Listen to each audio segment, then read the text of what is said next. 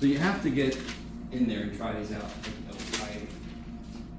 To me, a big part of my job is to show you directly how to take a problem you're given and break it down. Sort of like if I was an art teacher, I would be teaching how to break somebody or something I look at down into its constituent shapes. Are you guys with me? I can't remember if I asked you guys if anybody draws in here. Everybody said that they draw. Anybody like draw? Like really draw? No, okay. You're all like me, sort of like, sure, I draw. Same way that I dance. Not very well. Okay. Somebody who can draw really well is able to break the things they're looking at into its constituent shapes. They just do that. I can't. That's not something that I have. If I took the time, I could learn. And I would hope that whatever teacher I took for drawing would do that for me. Yes?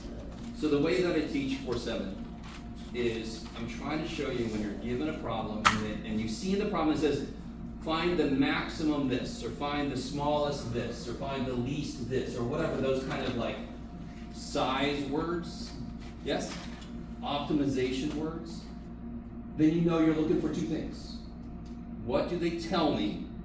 What are they just flat out, so the volume is 80. All right, let me write that formula. Then, what do they ask me? Find the maximum area. Okay, write the area formula down. So you focus, because you're going to have this. The worst thing about word problems is that first word. Word.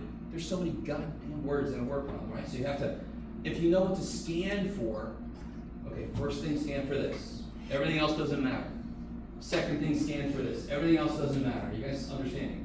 I think students sometimes feel like you're supposed to read the problem once and then set the whole thing up. Holy shit. No. Okay.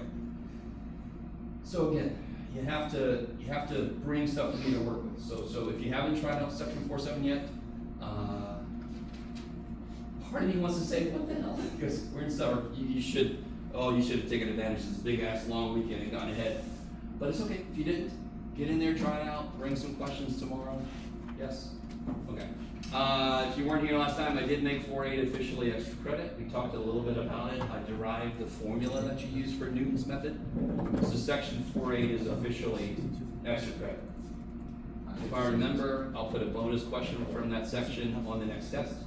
And that'll be one extra thing somebody can do if they do the extra credit homework. Okay. Is everybody with me so far? Okay. Forgot to do that. 4-9, we just barely got into last time. So if there's no questions from 4-7, I'm going to get right back into 4-9. Just do me a favor. Bring some questions tomorrow. Yes? Okay. Thank you. Just to remind you guys, is it the end of the world if you don't finish a homework section? No. I guess it's your own personal thing. I would highly suggest that no, that's not the end of the world. Is it kind of the end of the world if you only do 3 problems out of a homework section? Kind of, yeah. It's the end of that world, yes. Is it also, well, okay, just understand that the amount of homework I give is the amount of work I think you need to do to fully understand a concept. Are you guys kind of with me? Yeah. Even if you can't do all of it, doing some of it will still give you latches onto that concept. Yes? So why do I assign as much homework as I do? Because I think that literally is that as much homework, and you get all these different ways of looking at an idea, and then you got it. Does that mean you can't get it if you don't do every homework problem? No. And to remind you of that every now and then. Okay. So we got a little bit into 4-9 at the end of class last time. Can somebody remind me? I don't know if you guys remember. What was section 4-9 all about?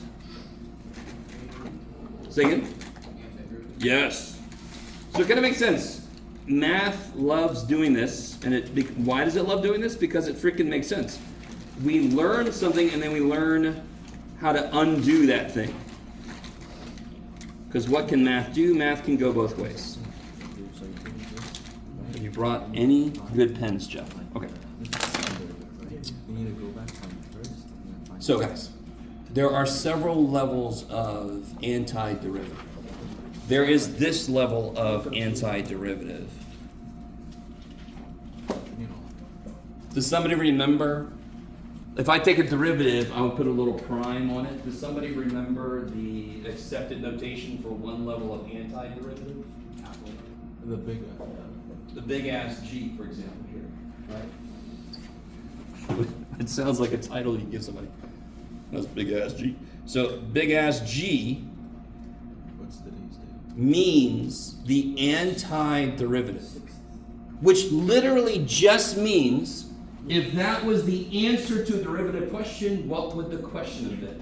Yes? Yeah. So this is a big thing about math. We're not just doing this for this reason, but if you're able to do something backwards and forwards, you understand it fully. That is not why we're doing this. There's a whole other range of stuff we can do once we understand what this leads to. But right now, we just look at it as, if I know derivatives, I have to be able to do them backwards. So of course, what's the answer here? Sine. Like that? Yeah? Like that? Yes. Oh yeah. Plus. So this again means antiderivative. Do you see that? Wait, why wouldn't it be negative sign? Because I'm not taking a derivative. What would I have taken a derivative of to get cosine? Negative sign. No. What's the derivative of sine x? Cosine. There. So what would I have had as a question that the derivative would be this? That is why it's the antiderivative. We're doing everything backwards. That's in fact, that's the whole algebra class. Algebra is hard because it's doing everything backwards. Add 5 and 7 to get 12. And then algebra says x plus 7 equals 12. You know, what the shit? Yes? We're doing it back. We're going, what would have been there to make it, same idea. Okay. So one level of antiderivative, let me do another one, is this. Let me see what you guys think about this. What about this? What are you asking yourself? Don't tell me the answer yet. If you have the answer, fantastic. Appreciate that. Sit there, smile big. What am I thinking about? Don't tell me the answer. What do I think when I see that? And the question is, take the antiderivative. Would it be, you see if it's 1 over something, so you go natural log instead. Okay, I understand, and this is one reason why I wanted to put this up here. Real quick, hold on to that. All right. This is huge. What we're about to talk about is the number one thing people get wrong with antiderivatives. This is the number one thing they get wrong with it, is they see something like this and they think natural log. If I thought the answer was this, how could I check that? How could I always check what I think the answer is to an antiderivative? All right, so what's the derivative of this? 1 over. Yes? Yeah. Plus x. Times? 2x. Oh shit, is that this? No. Is that not this because of a constant? What does it have that's extra? It has a freaking variable extra, yes? Yeah. I can't take care of that shit. A constant I can take care of it. I just divide by whatever, like we did last time. We'll do a few more of those in a minute. I need you to really understand. The only thing that can directly become natural log is 1 over x or 1 over x plus 3, right? That is the only thing that will ever directly become natural log. Okay. Now, so does anyone have the actual answer to this? Yeah, it would be arctan squared. Yes. Arctangent of? 2x. Nope. X squared. Nope. Just x. X. Why? Do you notice how this is saying, do you really know your derivative rules? If you know your derivative rules, antiderivatives, at least these kind, need to be easy as shit. If you know the derivative of inverse tangent is 1 over 1 plus x squared, that means that you know the antiderivative of 1 over 1 plus x squared is inverse tangent, right? Triple 3 is 9, therefore 9 divided by 3 is 3. I should be able to go both ways if I really understand. Okay. How you guys doing so far? The natural log thing is huge. I see people in my Calc 3 class that's still doing that kind of thing. I'm like, huh? But I need you to understand, it's very human. I understand, because what's the derivative of natural log stuff? Natural log stuff. No, what's the derivative of natural log stuff? 1 over Stuff. But the thing we forget is times derivative stuff. So when I see 1 over stuff, that doesn't necessarily mean it's going to be natural log. Now, on the heels of that, let me see if you guys are cool with this. What if my question had been this? What would f of x, would big ass f be then? 1, it would be natural No, log. don't overthink. Natural log of x squared. Yes, no. Of Plus one x half squared. Let's see. plus c. How do you know that? You just happen to know that because we just did its derivative. Do you guys follow? Yeah. So listen, I need you to understand. Do derivatives sometimes get more complicated? Yeah. The process we're getting, are you guys with me? Yeah. Derivatives, products. If I have x times sine, I'm going to look at that in a minute. If I have x times sine x, can I just take the derivative of both and be done with it? Or what do I use when I have x times sine x and I have to do a derivative? Product rule. What we're doing, what we're getting into right now, is trying to undo that. I need you guys with me. If derivatives aren't even as easy as just doing the derivative of each piece, antiderivatives definitely can be. Antiderivatives, I'm not saying this to make you feel bad, but they just will always be more difficult than derivatives. Because you're trying to undo what a derivative did. And derivatives can get more complicated, which means antiderivatives can get very complicated. Now, just to give you a map, how many guys are going to take Calc 2? Anybody? Okay. How many guys were going to take it until you had it? No, don't tell me. The entire first chapter in Calc 2 is learning more ways to integrate stuff, because they can get very complicated very quickly. And again, I'm not telling you that to make you feel like, oh shit. I'm telling you that just to let you know this is more complicated than you think. It doesn't mean it's not possible. It doesn't mean it's hard. It just means it's more complicated. You can't just do it directly. Okay. So let's do this. If I had, let me get a fresh sheet of paper. If I had this here, could the antiderivative be 1/2 x squared cosine x, negative even, just because? Plus c. Why? Do you see, what did I do? What did I do? What did I do? What did I do? You did the derivative. Yeah, what's the antiderivative of x? 1/2 x squared. What's the antiderivative of sine? Cosine. Negative cosine. Now, on the surface, I need you to reject that. Even before we check it, you're like, that's bullshit. Because if the question would have been, take the derivative of x times sine of x, I would have had to use the product rule. There would have been all kinds of other shit. So the antiderivative will always be at least as hard as the derivative would have been. Do you understand what I just said? The antiderivative will always be at least as hard as the derivative would have been. So there's no way in hell. And if I check this, how would I check this? By taking the derivative of x. Yeah, and if I do big ass f of prime, what would I have to use? Do you see how I don't even have to do it? Is it ever going to be this then? No. So I get like negative x cosine x plus 1/2 x squared sine x, and then the plus c goes away. Is that the same thing as that? No. No. Bless you. So, just to let you know, right now we cannot do this. In fact, if you only take Calc 1, you'll never know how to integrate that. Just get used to disappointment. If you don't take Calc 2, now you could learn it on your own. It's a process called integration by parts. But if you take Calc 2, that's the very first thing you're going to learn is how to take care of this.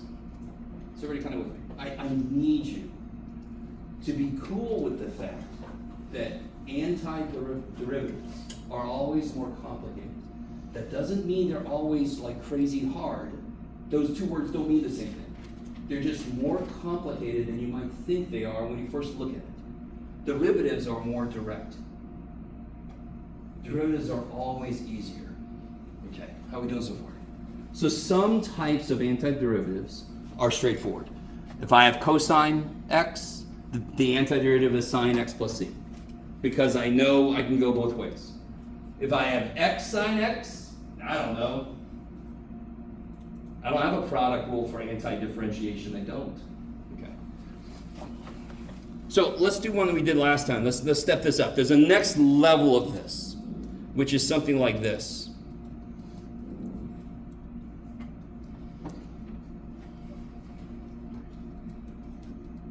Does anyone remember how something like this works?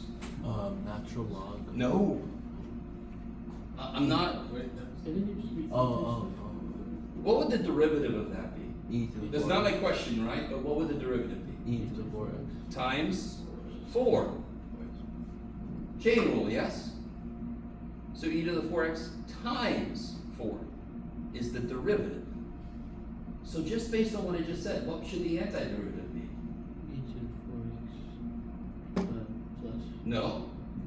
If the straightforward direction is e to the 4x times 4, the inverse of that should be e to the 4x E to the 4x. divided by 4. So watch this. If I thought the answer was this, and that's not a bad guess. I need you guys with me. This is not a bad guess because e is its own derivative, except chain rule. So why is this wrong? Because it's the chain rule. Can somebody tell me why this is wrong? How would I check it? Take the derivative. Take a derivative. And when I take this guy's derivative, do I get this? No. I get almost this, don't I? Yeah. In fact, I really want to make this really clear for you. What am I missing for this to be perfectly right? To divide by 4. No, I'm missing a 4, correct? Yeah. Do you see how I'm missing a constant? Constants don't bug me at all. I can make constants do whatever the shit I want them to do. If I'm missing an x, I'm screwed. If I'm missing a number, I don't give a shit. So I need you to really understand what I mean by this. The derivative of this would have a 4 here, correct? And I'm constructing the function whose derivative is this. That's why I'm allowed to add shit to this. So if I just put this over 4. Now what is this guy's derivative? Let's try it. So what's the derivative of this? It would be itself, yes, times 4. Did I get this? Yeah. Yes, okay, cool. Do you guys see the difference there? If I'm just off by a constant, I can make constants dance. I can make them do what I want to, damn it. Maybe. In fact, let me show you a slightly different way to look at this. Let me do this again from the beginning. So if I have this, and I'm like, oh, I think, so the answer is itself, because that's an E, and E's are cool. And I'm like, oh shit, there should be a 4 here, yes? Just put it over 4. Now real quick, you ready? That's what I did before. If there was a 4, that would have been great, yes? If that would have been the problem, this would have been the answer. Do you guys see that? I can't just put a 4 there though, can I? No. If I at the same time do this, so this is here, and I still need a 1/4, which is the same as that. So either way you look at it, I need an over 4 to kill the 4 that would come down. So if I'm missing a constant, I don't care. I can make that work. In fact, we've seen that shit before. We've seen it before. You guys know this. What is the antiderivative? If I write it like this, let me do this just to remind you guys. If I write it like this, if I'm given this, what is the antiderivative? We've done this. 2x to the 3rd. No. No. Oh. Third x cubed. Yes. So you go raise the power by 1 and then divide by the new power. Yes? Okay. That's one of the rules we definitely did a few examples of. But now do you see how it's the same idea? Because if I just said it was that, what would happen? The 3 would come down, but there isn't a 3. So why is this one easier? Why is this one easy as shit?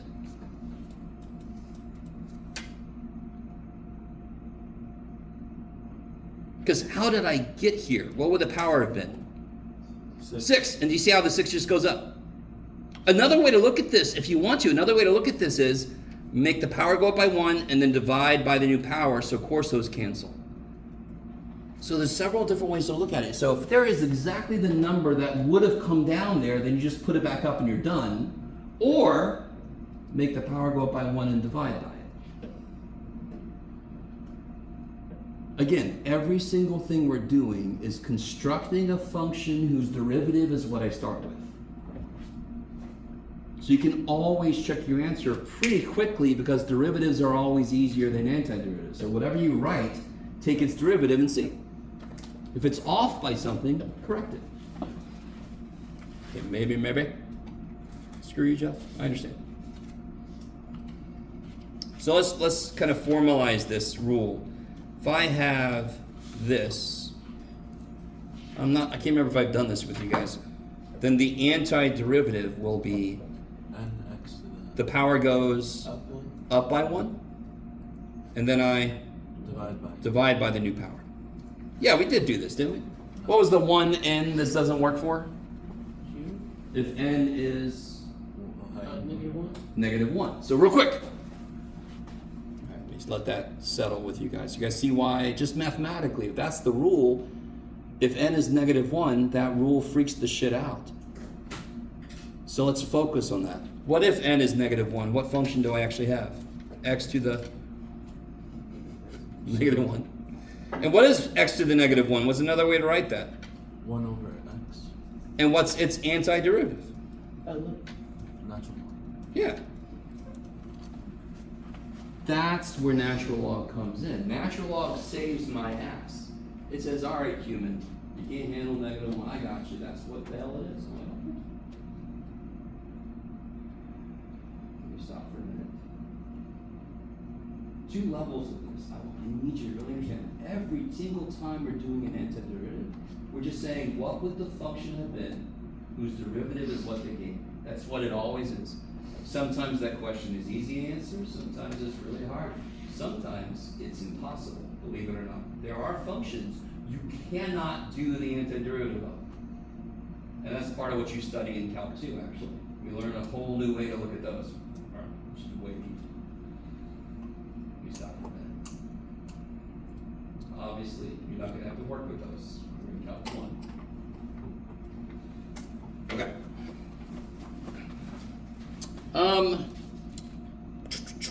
So here, real quick.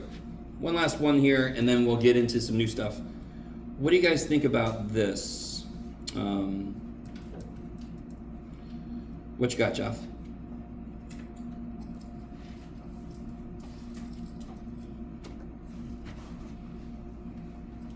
All right, think about that. Try to put together everything we talked about. There's a little bit of a... We'll see what you think.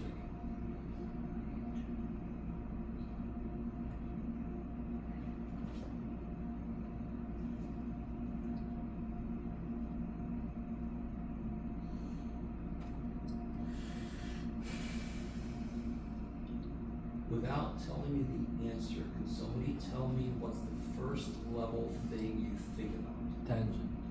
No, it's the answer. Here, let me model what I'm asking. Well, Jeff, I would think about where would this come from? Right? Where would secant squared stuff come from? It would come from tangent. So then, this is the part that I think students think is cheating. I'm going to write down, well then the only way this could be anything is if it was tangent of shit. Plus C. Now why is this wrong? Because what would happen when I take this guy's derivative? You would have to What else would I have beside? I get secant squared of stuff times the derivative. 5. Yes? The derivative of the inside. Is there a 5 here? No. So what must have been here so the 5 dies? Divided by 5. Yeah, either divided by 5 or 1/5. You guys see that? So when the inside is linear, then I'm just gonna have to include some fraction or something to kill the number that would come out. I don't know if you guys would. So 2 levels to this problem. If I have secant squared x, what's its antiderivative? Tangent x plus c. Because the derivative of tangent is secant squared, yes? There's that one level to this kind of problem is just that. Then I got the 5x minus 3. Okay, I gotta adjust for this dumb thing because there wasn't a 5 here. And if I take the derivative of that, there should be a 5 there, and then so I just kill the 5. Yes? Yeah, I was going to say, if the original equation had a 5 secant squared, then the answer would be 10. Yeah, if that was a 5 there, that would have been the answer. Totally. Kick ass. What if there was a 3 there? There would have just been a 3 here. It just comes for the ride. Why is there a 1 there? Because there's a 1 there. You guys see that?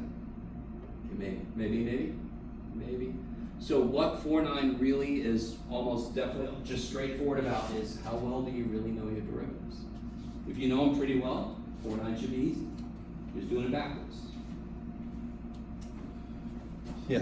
What if the inside isn't linear? Then we get some shippy shit.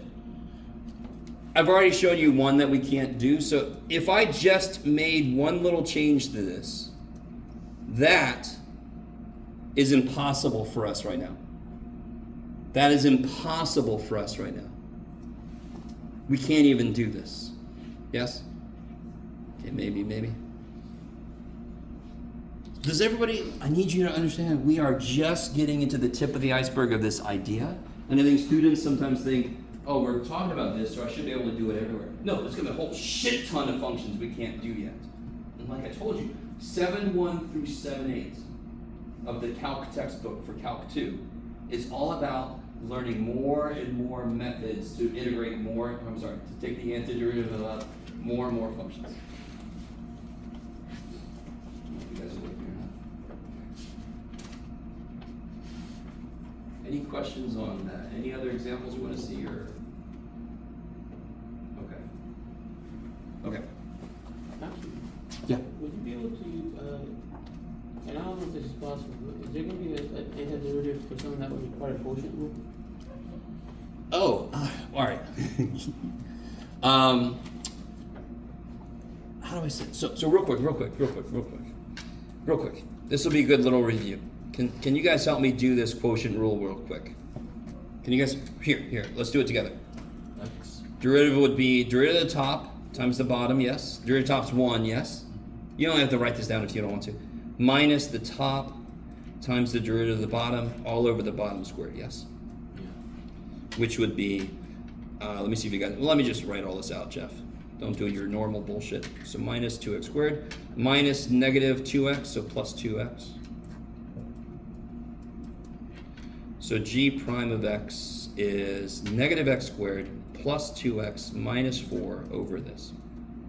So if I just gave you this out of nowhere and said, what is the antiderivative of this?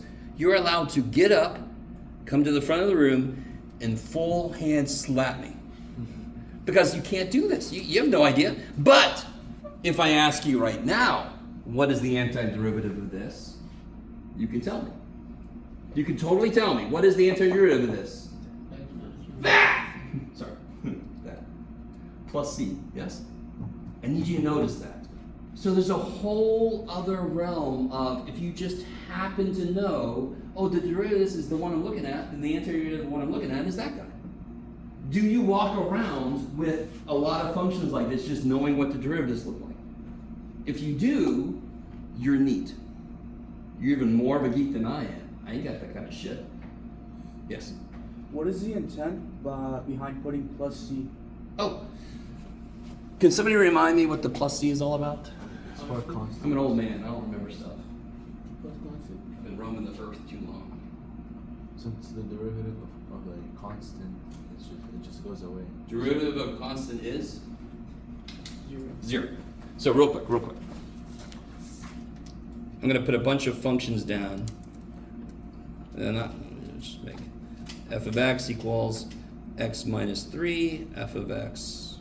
Let's make this g of x equals x plus 2, h of x equals x minus 11. What's the derivative of this one? 1. What's the derivative of this one? 1. What's the derivative of this one? 1. Oh. So what is the antiderivative of 1? X plus C. X plus C. Because I am undoing a derivative somebody did. And if there was a constant, that would disappear. So to cover my ass, I have to put this. Can somebody remind me what this actually tells me? Remember, this is the derivative of big ass f, yes? So what information does this actually give me? Considering it's a derivative, yes? What information does it tell me? Slope.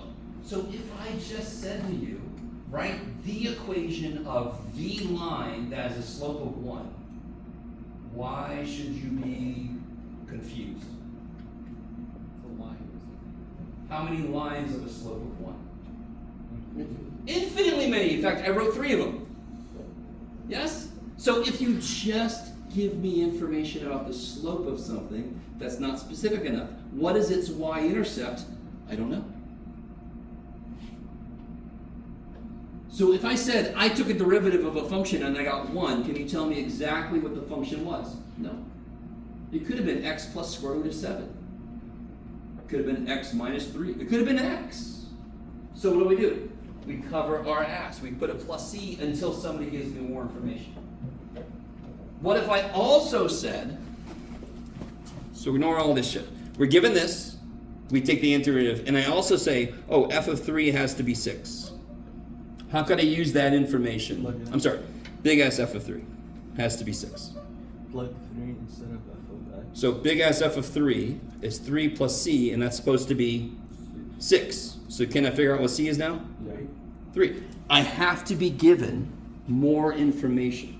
So why do we put plus c? The same reason we always put a variable. Why do we always put a letter when I don't know something? Do we know the y-intercept? No, I only know the slope. So I gotta put a plus c to cover my ass. When do I do that? Always. Because any function could have had a... So, what's the derivative of... you got it, Jeff. Sine x plus 3. Cosine. Oh, yeah, cosine. What's the derivative of sine x minus pi over 11? Cosine. X. Right? So if I said I have a derivative that is cosine x, my answer to what the original function could have been can't just be this. Because I already have several examples where there's other shit. Supposed to be plus C. What could have been here? Anything. So I just put plus c. Plus I don't know yet. Okay. I will give you a little piece of advice. The next quizzes and tests will involve antiderivatives, yes? So what a lot of students do, trust me, I've lived this experience. You do a whole thing right, except you forget to put plus c's. I'm gonna have to take some points off, because that's, your answer's not right then. So very often what you would do is at the top of your test or quiz, you just put a big ass plus c, just to have it in your face, and to remind you. You guys with me? Does everyone feel semi-decent about why that plus c is there? I don't want it just to be like, Just put a plus C because that's what he said. no. Why do we put a plus c? Because we don't know. There could have been a constant there, and there's no information. There's no way to figure out what that was, because the thing that we did killed it. So we just put a plus c like, I don't know. Okay, maybe. Okay. I see some of your faces. You're like, I wish this guy would make sense. Yes? In higher calc, do we ever find that actual constant? We just did. Well, We don't need higher calc. We're like- going to do it in this calc. Okay. But the thing is, do you notice I have to be given more information? Yeah. If you guys look back at the last test of the bonus problems, there was a problem just like that. I gave you f double prime, and I gave you more information, and that's just to figure out the two constants you would get if you took the antiderivative. Anyway, bonus, I can do what I want to. On the test corrections, do we have to do the bonuses? No, in fact, you could, but you can't get points for them. You only get one shot for points. But if you want to reach high them, and I can tell you did them right. Okay. So get in a 4-9, Well, get into 4A for damn sure. Try those out. I want you to experience the fact that those word problems are not as difficult as related rates. Related rates is a little more difficult than optimization, and I want to see if you guys agree with me or not. Because I could be insane very easily. Okay. Any given day, I might have forgotten I met in the morning. Okay, that's exciting, Joe. Oh well, too bad. I'll try not to go insane. So we're going to leave chapter 4. So the thing I love about antiderivatives is it's basically, by itself makes sense. If you understand derivatives, you should be able to do them backwards. They are going to come back in a big, big way later in chapter 5. But here's what we're about to get into with chapter 5. For once, I actually put a little outline of stuff I want to say. Oh, yeah. What we're about to get into, if I ask you, in fact, let's do this. I'm going to do this out of order. Why not? Do you guys remember how to get the area of a trapezoid? Base have 1 plus base base 1. 2. Yeah, so a trapezoid, let me draw a standard trapezoid. It's got 2 bases, yes? And it's got a height. You guys with me? Now, if I want to prove this, if I chop it this way, didn't I just make 2 triangles? Yeah. And if I take each of their areas and add them, I eventually get to here. The only difference between a trapezoid area formula and a triangle area formula is a triangle has 1 base and a trapezoid has 2. There's a triangle area, yes? Half times base times height. This is a trapezoid formula because it's got 2 bases. Do you guys see that? Okay. Stay with me now. Could you guys please take a moment and plot this out? Just make a sketch. Make sure to go from, well, let's see. Can you plot a sketch of this from -2 up to 5? Just make a decent little sketch. This is really silly. It's just a stupid line, correct? Give yourself some points to work with. Especially give yourselves the points f of 2 and f of 5. And you also want to figure out f of -2. Yeah, that'll be all right. Do those 3 points. Yes?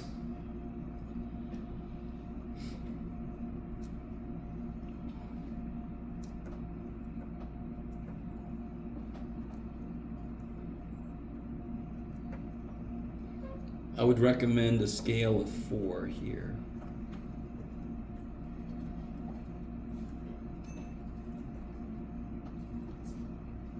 Did I do that right? 4, 8, 12. I skipped 12. I love it. I'm not good with numbers. What is f of -2? Negative 8. What's f of 2? F of 2 is 8. And what's f of 5? 20. So then I get this here, yes? And of course it keeps going. Yeehaw, yeehaw. Okay. So here's what we're about to get into. And let me make sure, let me see if you guys, yeah. Let's say this is a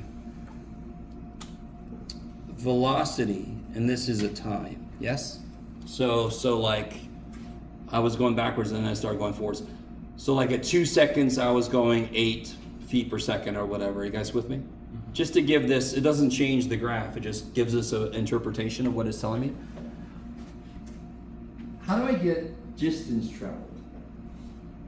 How do I get the distance? If I know my speed and how long, how do I find out how far I've gone? You replace the x with the. Don't overthink it. I'm going 8 miles an hour for 3 hours. How far have I gone? Just multiply 8. 80 times 3, 240, yes? Distance equals rate times time, dirt. The dirt equation, D equals RT. You with me? So this is kind of neat. If I want to know how far I've gone from 2 to 5 seconds. So I want to go from 2 seconds to 5 seconds. If I take the time times the velocity, but you see how the velocity is changing? Mhm. It would be the area of that. And of course, what shape did I just make? Triangle. Huh? Trapezoid? What shape from 2 to 5? That shape. What shape is that? Trapezoid. That's a trapezoid. What's a little different about it? The bases are here, yes? So if you turn this over, then it's a little bit easier to see that's a trapezoid, yes? Oh, yeah, it's Can you guys take a moment and figure out the area of this trapezoid? I want to figure out this area.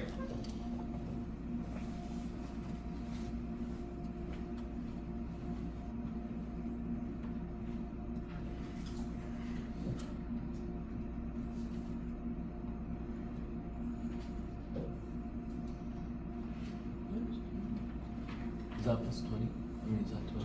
45? Sorry? At 5, is it 20?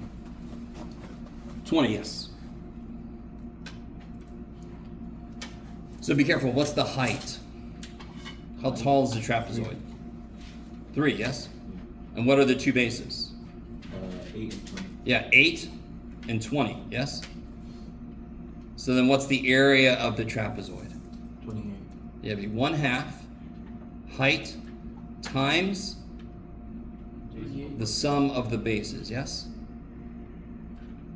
So this would be 1/2 3 times 28, which would be 1/2 of 14 times 3 is 52? No, 4, it should be, what have I done wrong here? The answer should be No. 28. 3 times 4 is 24, and 2, so it'd be 54, not 52. In my head, 14 times 3 is, 42. I added 1 extra, okay. Every now and again, I'm okay with numbers. Oh, You guys with me? Half of 28 is 14, 14 times 3 is 42. So that would mean I would have traveled 42 feet. So that by itself is a neat thing to realize. If I'm going 80 mile an hour for 2 hours, I can figure out how far I've gone. If my velocity is changing over time, it becomes just a little bit more complicated. I gotta find the area of this. Now just to show you what I'm talking about. So let's say, real quick, if I'm going 80 miles an hour for 2 hours, the answer is still an area. Do you see that? What's the area of this box I just drew? Base times 8? So what's the area? 160. Yes, and that's how far I've gone. If I'm going 80 mile an hour for 2 hours, I would go 160 miles, yes? So if I just make this diagonal, I still find the area. Okay. So now you see how a lot of physical processes change over time. So to get the actual area, to get the answer to how much I've accumulated, I have to do an area. I have to figure out an area. Was that area difficult to figure out? Why not?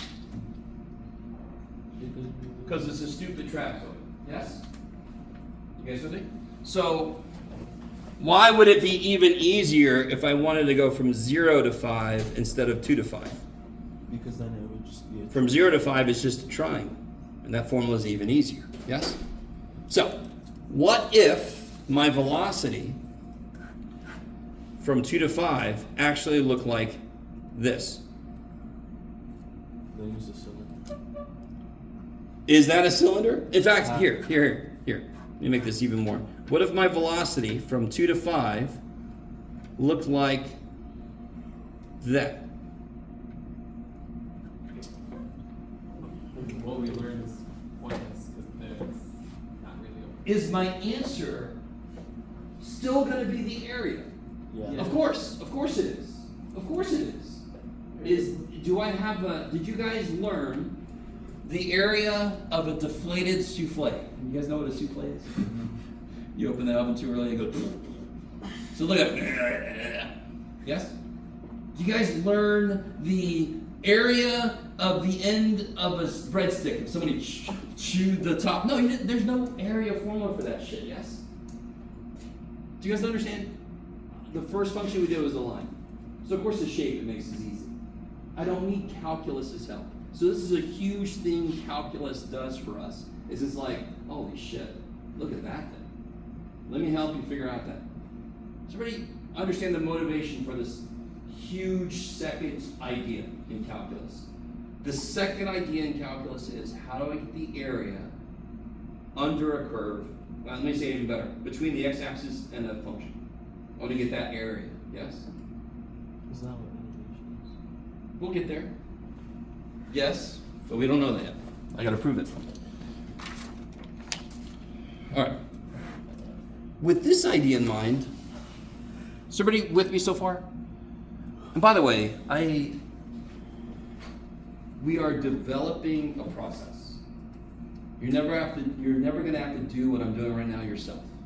You with me? I'm trying to explain and build why the process makes sense. There's going to be a very detailed process that we're going to go through. It's going to have steps to it. I'm just trying to lay the foundation of why the steps make sense. So this is all about getting the area of shapes that I do not have an area formula for. That is a huge thing calculus does for us. So look at this. Here's a shape we know. I know we know it, but I'm going to pretend like we don't know it. So let's say I don't know the area formula for a circle. Now I have given us some very useful knowledge here. Let's say the scale is by feet, yes? Let's say none of us know the area formula for a circle. Can someone propose to me a way to at least estimate the area of this circle? Take the area of a square. Yeah, what's the area of one square? 1. 1 foot by 1 foot, so the area is 1 foot squared. 1 square foot, which is hilarious because it is actually a square. That's why we have square units, because you can imagine breaking these up into little squares. So pretty with me, sir. Now, can somebody else tell me, using that fact, how would we figure out the area of the circle, the entire circle? Do we have a method? Can we come up with a way to estimate it? I don't know. You're good. You're good. I know you know. Sit there. Yes. Good. What did you say? Count the squares. Count the squares. Now, there's one little thing. So you have to count all the squares. Now, what's wrong with counting the squares? Does anyone notice anything about some of the squares in this thing? They're not full squares. Yeah, look at this square. Is that fully in the circle? No. That's why we're going to estimate it if we do it by hand, yes? Something else I could do is I could just count the squares here and then multiply that by, you can do it by 4. You can see that?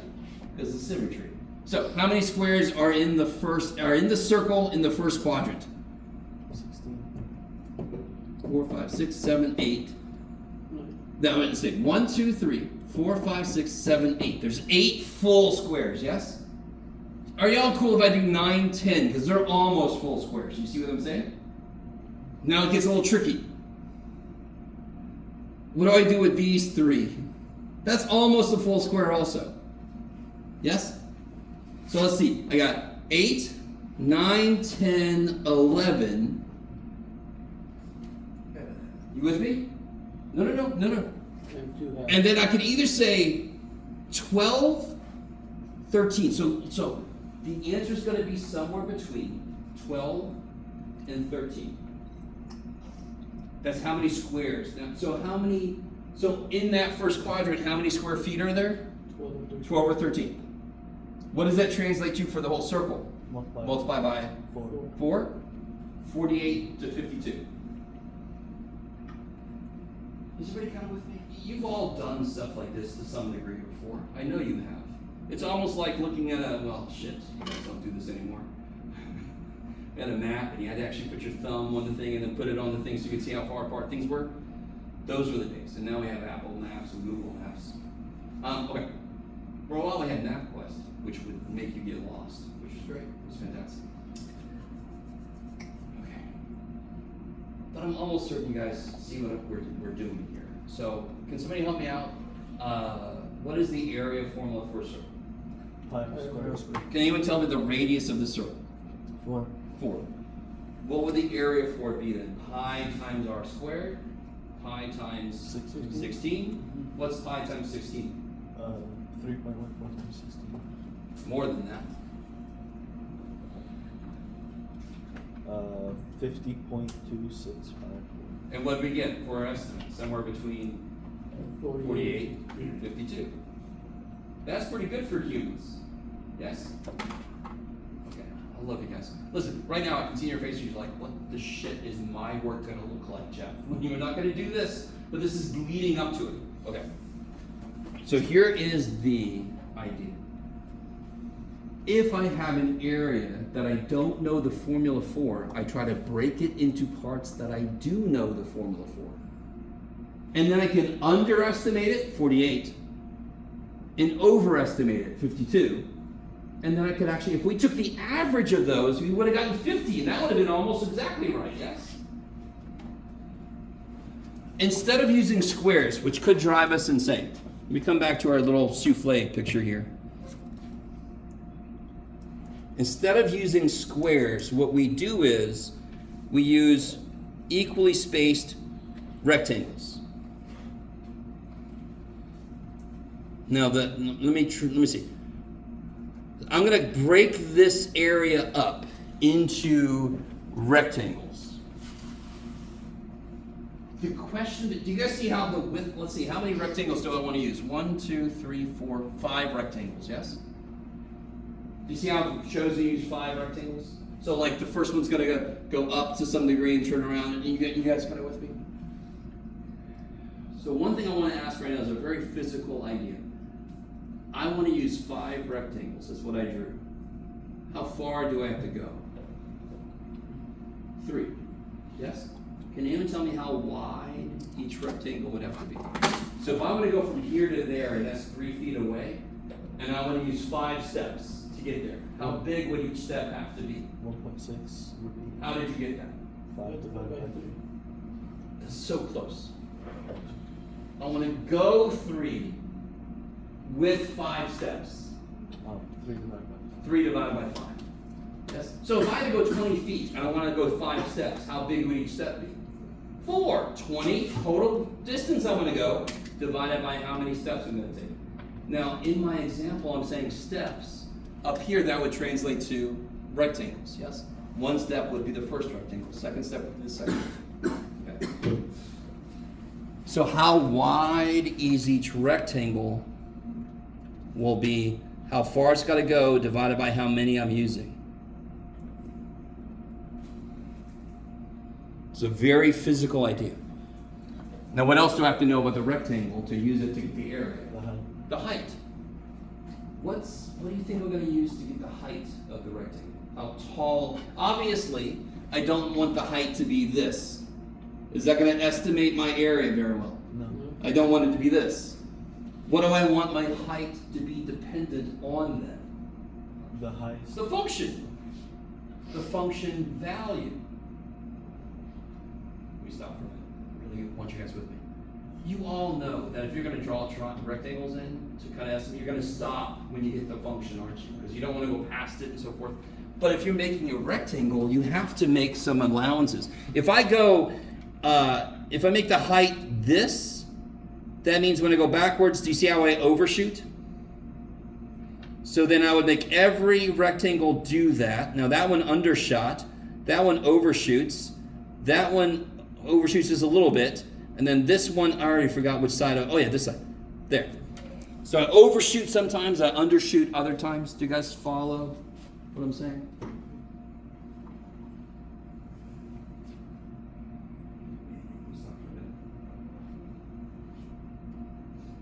If I could figure out the area of each of those rectangles, I would add them together, and that would be an estimate for the area under that function. And maybe that represents the distance you've gone, or maybe that represents the electrons that have gone past in your circuit. Maybe that represents the amount of money that you made. Maybe, who knows? Yes? Okay. So let me give you this. Let me stop trying to draw my own shit, because it gets a little confusing. Because I can't draw. There we go. One side of this we're going to do together, and the other side you guys are going to do.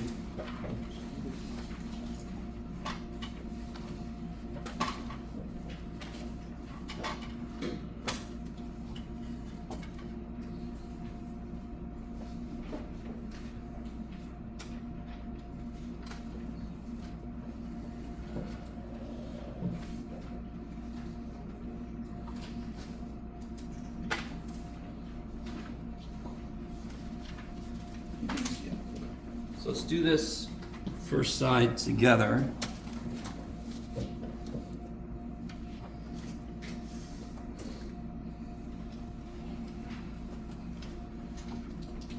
Oh, there's. All right, so read through what we're working with here.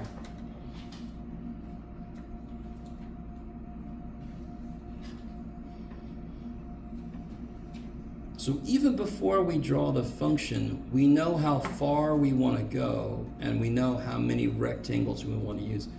Could somebody help me figure out the width each rectangle would have to be? 0.8. How'd you get that? 4.5. 4 divided. Yeah, it'd be how far we've got to go divided by how many rectangles we're going to use.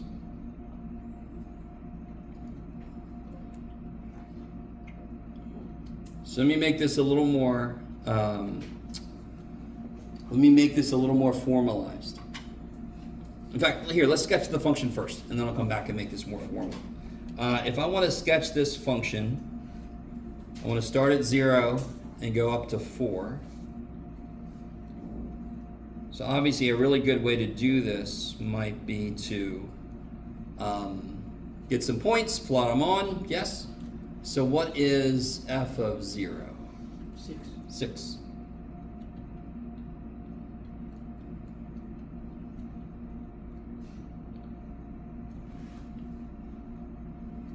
What would f of 1 be? 3. 3. F of 2, 2. 2. F of 3, 6 over 4. 1.5, yep. And f of 4 6 over 5. would be 1.2. So it's basically going wee, wee. Okay. So I want to get this area, yes? We get the area underneath here. Now I'm not using 4 rectangles. 4 rectangles would have been too easy. I want to give you one that's a little bit trickier. Where's the first rectangle going to start and stop? Because how wide is each rectangle? 0.8. So where's the first rectangle going to start? Obviously at 0, and it's going to stop at 0.8. 0.8. Now, here, let's plot those out. I should have plotted those. Let me do this in a different color. Where's the next rectangle stop? 1.6.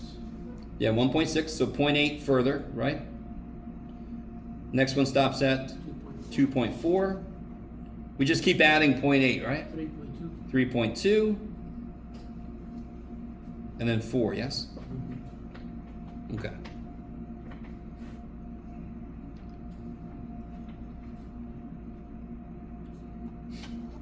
Now here's the trick. Not trick really, but the thing to consider. Do you guys notice what I bolded in the next step down there? So this is just sketch the function, indicate the widths, so we did. Left end point. Left endpoints. So the first rectangle goes from 0 to 0.8. What's the left side of that rectangle? 0. So I want all the heights to be dictated by the output of the left side of that rectangle. So this rectangle goes from 0 to 0.8. How tall is it going to be? 6. This tall. And then I just go over and straight down. How tall is the next rectangle going to be? 3. Up to here. Not 3, because the next rectangle goes from 0.8 to 0.6, yes? To 1.6. So it's going to be this tall. The next rectangle is going to be this tall, and then this tall, and then this tall. So the height of the rectangles, I could use either the left end point, I could use the right end point, and eventually we could use the middle, the midpoint. Yes? Is from the drawing, can you guys tell me, if I take the areas of all those rectangles and add them up, am I going to overshoot or undershoot? Am I going to overestimate the actual area? Or I'm going to underestimate? I'm going to obviously overestimate it. If I did right endpoints, that would be an underestimate. So if I average those, I should get a decent estimate. Okay. So ready, come to, please understand, this is actually really nice. This is visual. You can sink your teeth into this easy. We're just getting areas of rectangles, yes? So can somebody help me out? Let's do this one at a time. Oh, by the way, before I forget, this width is how much what changed? The X. The x is changed, yes? So the symbol we use for the width is delta x. Professor, just a quick question from now. If we don't use that, do we get points off? Do what? If we don't use that symbol? You'll see in a bit that you won't be able to escape it. Oh. So don't worry. You'll see what I mean in a minute.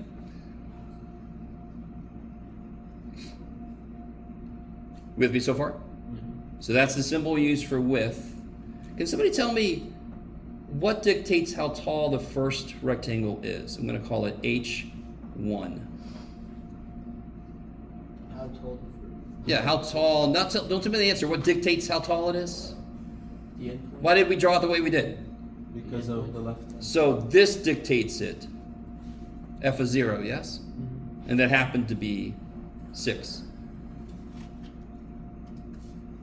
So all we're doing right now is we've drawn the rectangles. We're just finding areas of rectangles. I've got their widths. Every single one of them is 0.8. So to get the area of each, I just need each one's height. Yes? So what is height 2? How would I figure it out? F of 0.8. Yeah. So can somebody help me out? What's F of 0.8? Just somebody help me out. If you need to borrow a calculator, I got them up here. What is that? 60 over 18 is 10 over 3, 3.3333. Yeah.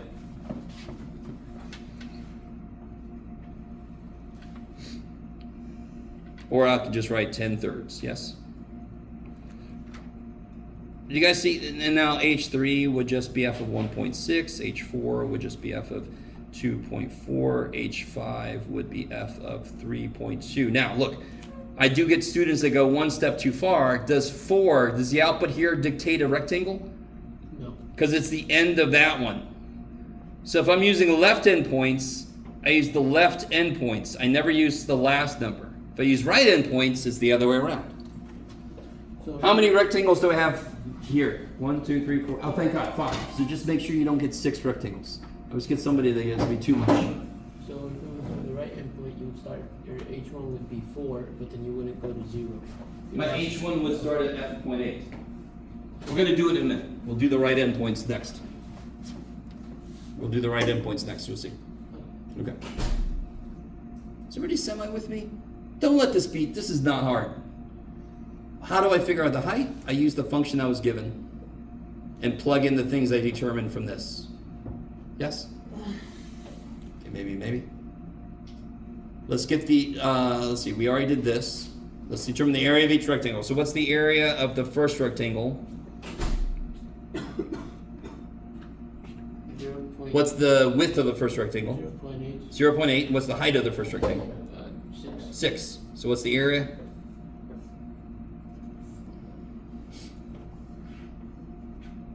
Keep going.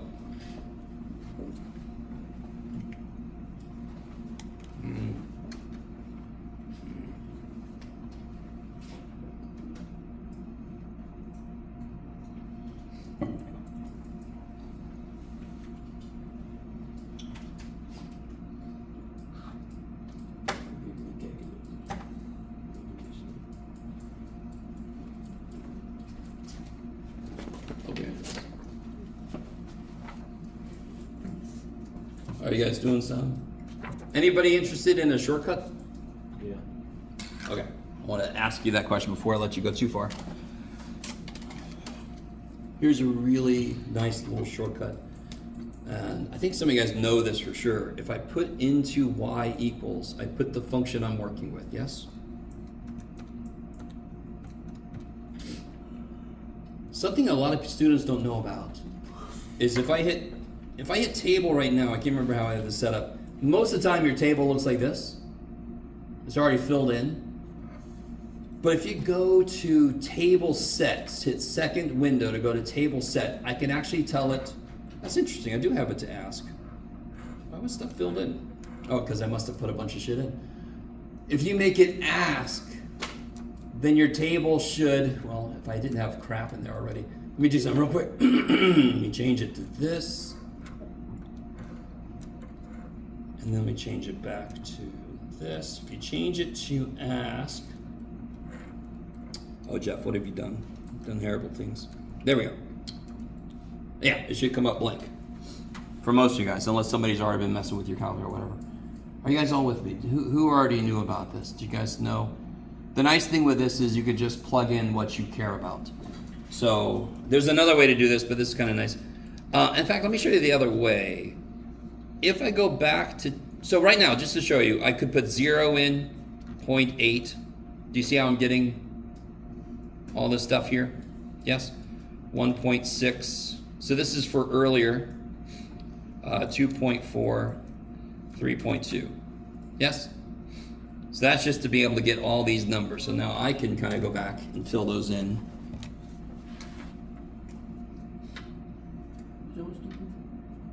Sorry?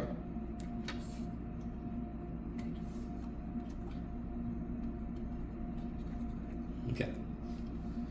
Now to do this, there's a slight shortcut. Do you guys see how that's always going to be a part of each one? Yeah. So what I can do is, if I want to get the total area, I'm going to call it A total. It's going to be the width times all of the, let me just do this, all the heights added up, yes? So that'll be a little bit less typing. So then in the calculator, I would put 0.8 times 6 plus 10/3. That doesn't matter, Jeff. Plus 2.3077 plus 1.7647 plus 1.4286. Taboo! And I get 11.867. Is that, did anybody get there? I'll make sure I plugged everything right. Yeah. Yep. Okay. You guys with me out there? Yes? Since the width would be a part of every area, I could sort of factor it out just to make it quicker to put it in the calculator. Yes? Okay. Blah, blah, blah. So I get 11.867. Now, I'm going to shut up. I'm going to let you guys... Actually, no. You're going to have to do this on your own in a minute. Let's resketch this very quickly. So this is 6.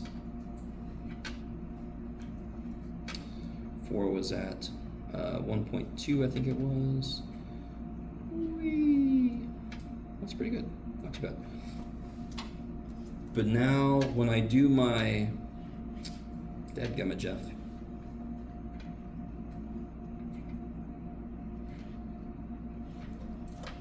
When I draw in my rectangles, how are they going to look different for the right endpoints? It's gonna be an undershot. Yeah, it's going to be undershot. So the way I do it is I go to the right side of the first one, I draw up until I hit the function, and then I draw over. Go to the next right side, up till I hit the function, go over. Up till I hit the function, go over.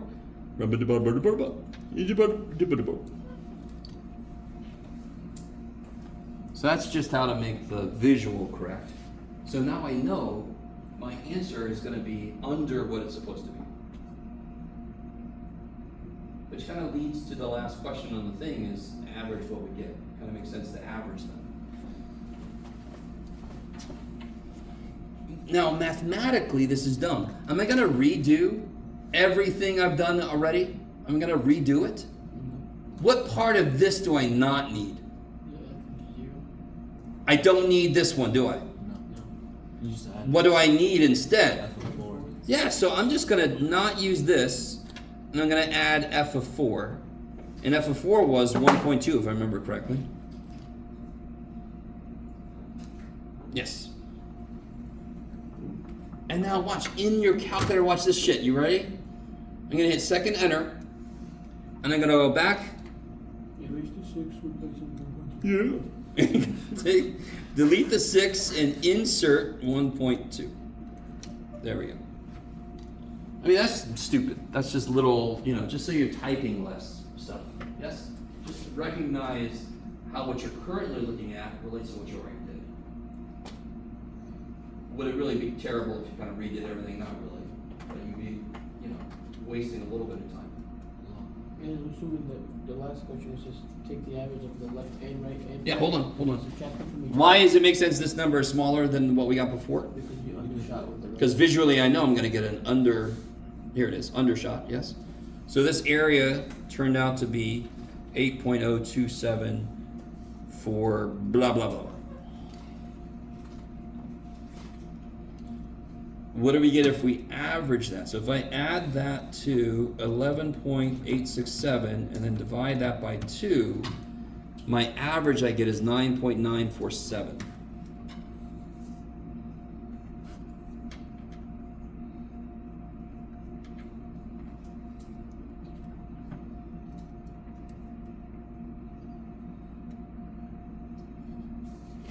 Oof. Yeesh. Right. Alright. Yeah, okay. So, Let me make this better. There we go.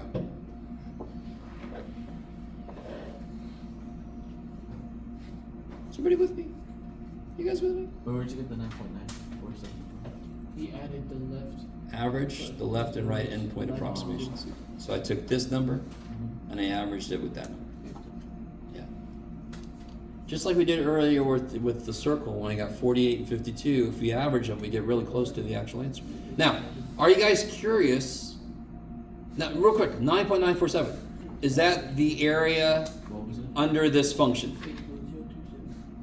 Is that the area under the function between the x-axis and the function? No. It's an approximation. Can somebody explain to me, and this is what I forgot to do with the circle earlier. Explain to me how I could make my estimate better. Use more rectangles. And what I call that is cranking up the resolution. Have any of you guys ever played an Atari game? Yeah. Or like a Nintendo game, or back the original Mario game, the pixels, yes. And nowadays you have people concerned. I don't like the way their hair is moving. I'm like, good lord, man! They have little freaking block of dudes who moved around. We're cool. In fact, there's that one game, Adventure, where you're literally just a little cursor moving around the world. Sorry. If I use more rectangles, I crank up the resolution. I'm not gonna have so much overhang. If I used a bunch of rectangles, right? If I used, here, this might be easier for me. If I used a bunch of rectangles, heap up. Do you see how the overhang is much less for each rectangle? It would be able to fit the curve better. Are you guys not all with me? Wait, so you're saying you would use rectangles inside the rectangles? No. How many rectangles did we use the first pass here? If I redid everything except I used 10 rectangles. But how? Because you can only. How did we use 5? We divided, we took how far, divided. So what would change? It was the first level thing that would change. Our width. Right, oh, okay, so Now it would be 4/10. That's why I got- 0.4. That's yes. why I got confused, because I thought you wanted to add more, but I was like, yo, we could go to. No, we just redo it, but we just start, our width changes. How do I make the answer perfectly right? If you do that, There it is, right there. We have to use an infinite number of rectangles. Now, just to let you know, you're not going to have to draw an infinite number of rectangles. We're not going to get there yet. That's the next section. But do we have a process that might be able to let us go to infinity? Yeah. What? Sorry, yes, limits. So that's a huge reason why I don't like the way calculus books. This book starts with, we want to get the slope, so let's make limits. And then it makes you feel like limits exist for slope. Limits exist. And then we use them whenever we need to, no matter what the situation is. So here's a situation where it'd be great if we knew exactly what the answer was, then I could use limits. Let the number of rectangles go to infinity. Okay. Other side. I want you guys to work on this. Work on this. Summation notations. You guys can work together if you want to. If you need a calculator, I've got them up. All right, just to make sure everybody's on the right track. The width would be n minus beginning divided by how many? Good Lord, Jeff. Hold on. how many rectangles we want to use. So 1/2. Which means when I come down here, I'm going to use the left endpoint. So let me first plot out where my rectangles begin and end. First one starts at 1. It goes to 0.6. What's this? 1, 2, 3, 4, 5. Okay, so it's 0.2, 2, 4, 6. So there we go. 0.5, Jeff. Okay, it's in there somewhere. 1.5. 2.5, 3.5, 4.5. Okay. No, that's a little too far. Go away. So left end point, gonna go up there, go over, down, up there, over, down, up there, over, down, up, over, down, up, over, down, over, down. 1, 2, 3, 4, 5, 6.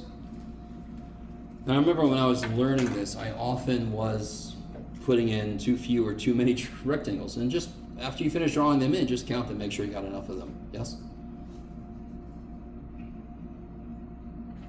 Alright, just want to make sure everybody's got that first few steps right, because otherwise the whole thing, they could ask. That's just a good thing to know in general.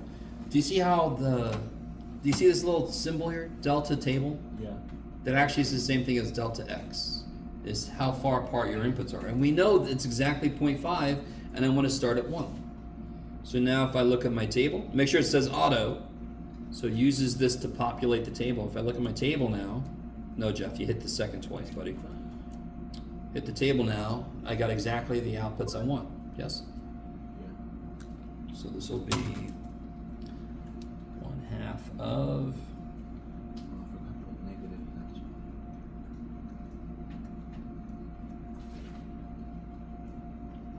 where'd it go? There it is. 1, 2, 3, 4, 5, 6. Every step I'm making sure I got my 6 rectangles, yes?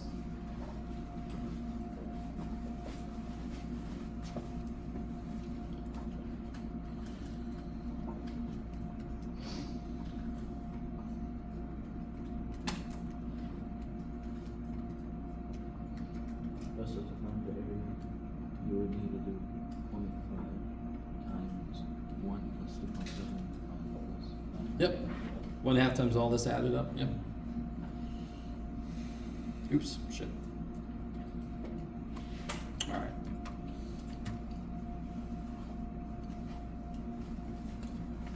Please appreciate this. Now I sound like Judge Lynch. Please clap.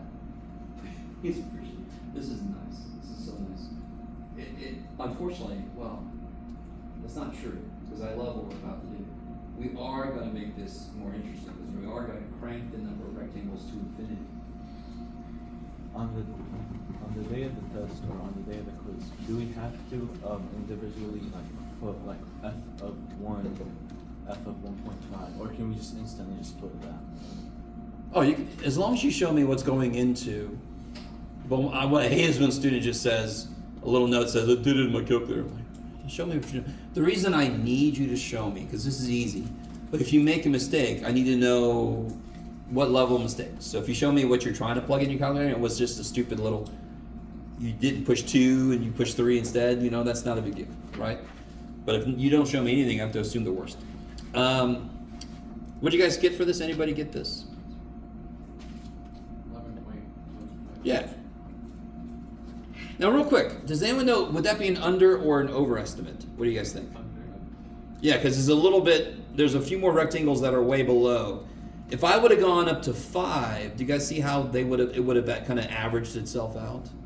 Because of the symmetry of the picture. Okay, maybe. So we do have to do right endpoints. And I need you guys to see how stupid, I need you guys to, look, I'm just going to show you what I would do. 1/2, I don't need the first guy. Same thing we did last time, yes? Because now, what's my picture going to look like? Here, let's put all this in here. 1.5, 2.5, 3.5. So now my picture is going to be dictated by the right endpoint. Do you guys see how easy this is? If you just go up, stop, go over. Up, stop, go over. Up, stop, go over. So now I don't need f of 1. I need f of 4. So I'm just going to not write the 1. And since this is parabolic, I don't even have to do any work to get f of 4. F of 4 must be 4. Because it goes up and then comes back down. I don't know if you guys are with me. I did the ultimate shortcut on this. Yes? You don't have to do that if it doesn't make sense. I don't need the first height. I actually need the last height instead. So I just took number 1, I just took that away, and I replaced it with the last height, which is 4.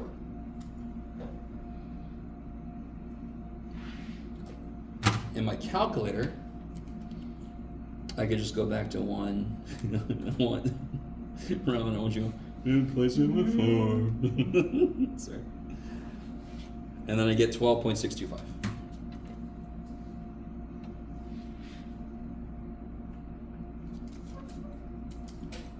Oof. And then, is everybody, you guys with me? Let this be nice. How do I get the, what do I do, what do I get when I average those together? What do you get, Jeff? 1.5, 0.75, 11.9, no, 11.875? Is that right? Yeah, 11.95. 11.95? 12.625. What did I get? I got 1.5, 0.75. I get 11.875. 11.25. Alright, it's no. 12.625 divided by 2. Oh shit and a half. Yeah, 11.875. Okay. Is anyone intrigued by that last line on the sheet? There is a. Alright. Part of me doesn't want to show you this yet, but. Yeah, in fact, I'm not going to tell you yet. Why not? Because I don't want to. Nah. No. We'll come back to this. There is a button you can push in the calculator that will tell you the exact area under the curve. And I'll show that to you in a bit. All right, how do you guys feel about this process? If you just remind yourself, all I'm doing is getting a bunch of rectangles, getting the areas, and adding them up. That's almost silly.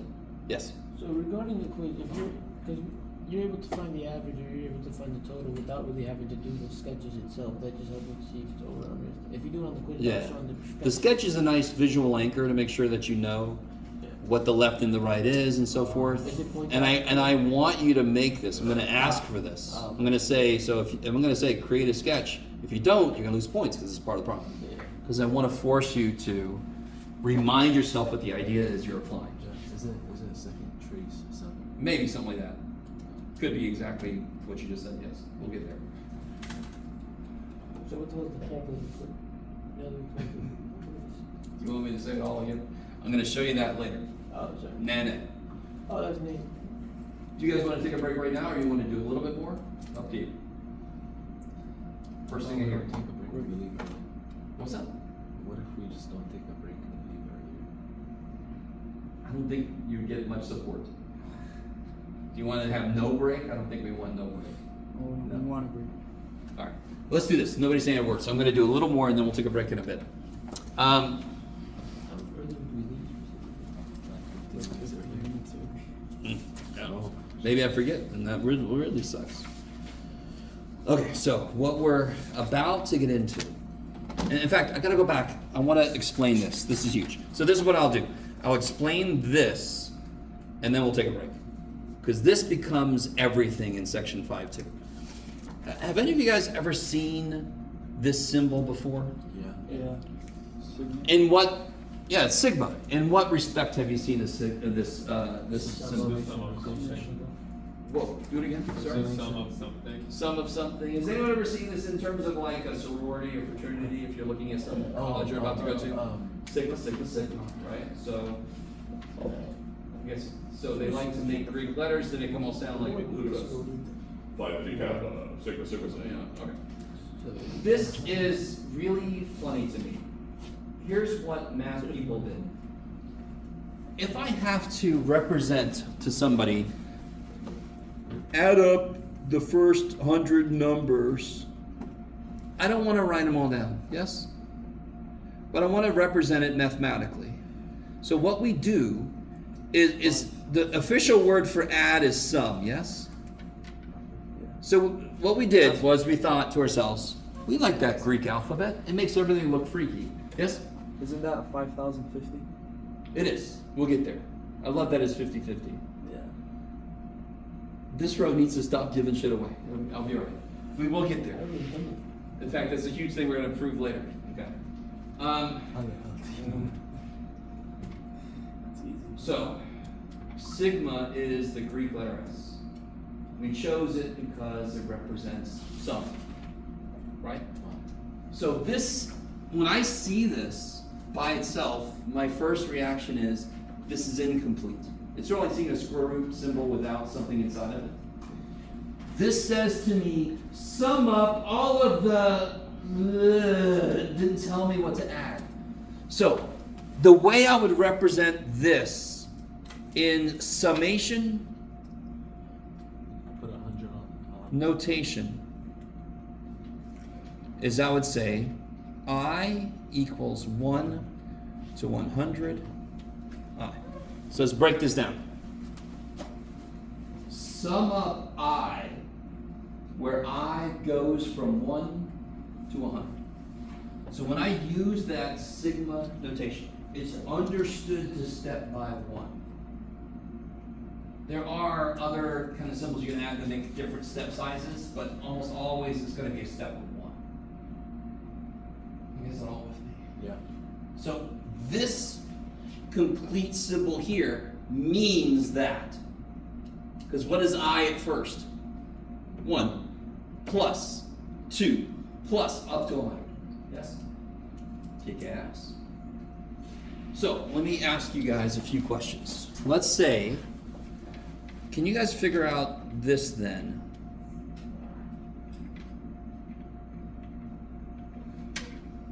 What would you do to figure this out? Does that say K2? Yeah. You square. K squared. So you start. You square So what's the first number.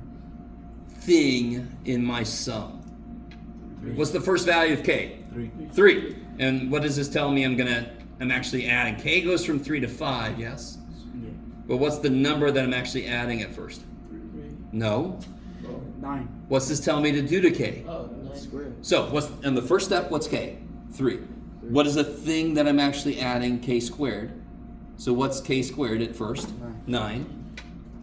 What's K now? 16. 16? K is 4. 4 squared is 16. What is K now? 25? K is 5. 5 squared is 25. So this is K equals 3. K equals 4.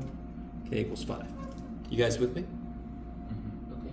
So the neat thing with summation notation is I can have a function of the index here. Exactly. This little thing, I this said is that why last the traditional variable to use for it is I, because it stands for index. But we use IJK most of the time for these, IJK for these little indices. So I can do stuff to the index before I add. So this just says sum up the squares of the numbers 3 to 5.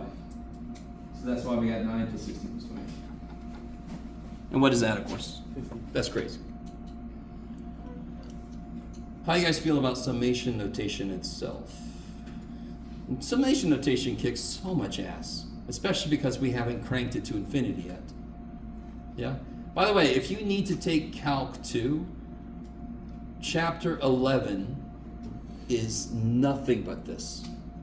So basically from 11.2 to 11.10 is this.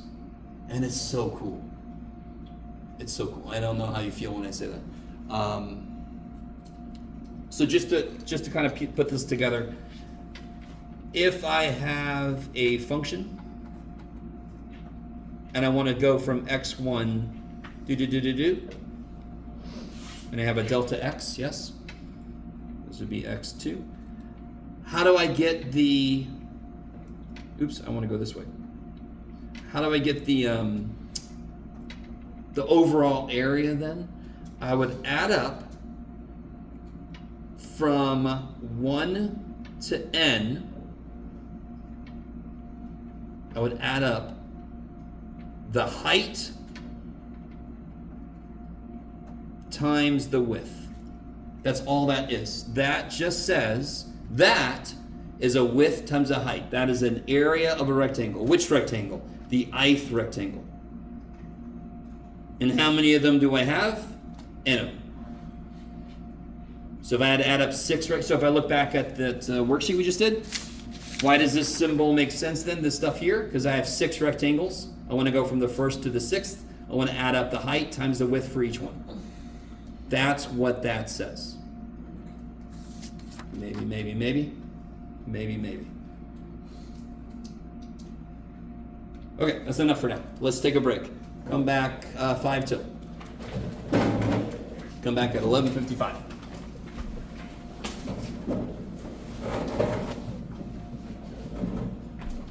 The recording and all. Oh, that sucks a lot. The first thing I want done is the Riemann sums approach. And the second thing I want you to try to do is this. So just do those 2 things for right now. Just those 2.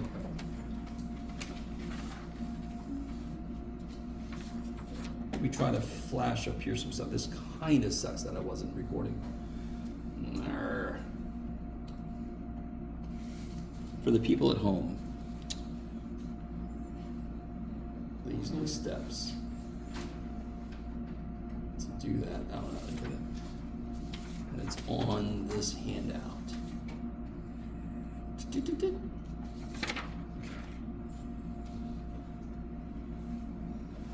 So number 1 is the Riemann sum stuff we did before.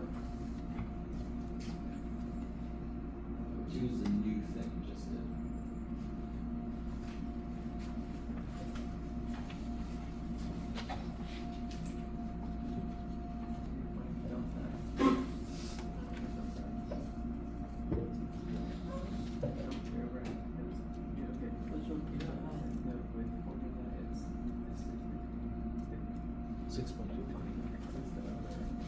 Okay, and 2 would be 6. F of 2 would be 6. Yes. F of 2, 2, 5, 11. 2. What is that? 1.5 plus 75 equals 2. Yeah. You got it?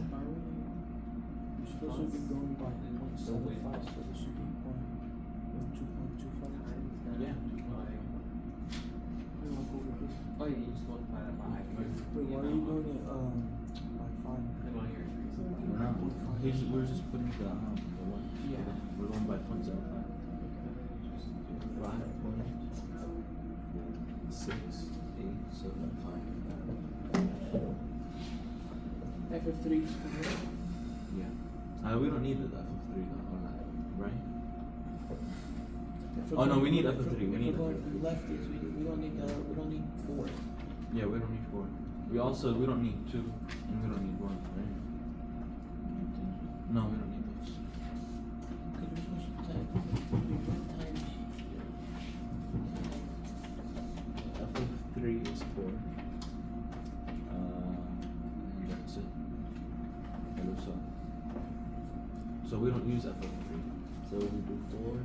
Why don't we include the F of 3? Because that would be Because we're going left and this triangle that doesn't exist. Yeah, or that triangle right there. So you either don't use the last number or you don't use the first one. Because I get that.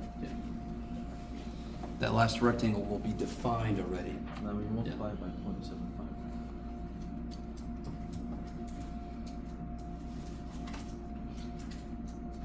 So let's see. This is obviously 4, it looks like. Now don't estimate from the picture, you should plug stuff into the function, yes? You can use the table in the calculator if you want to get those outputs, like we did before. 16.21875.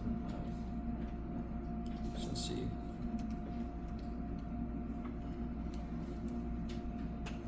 Rarg.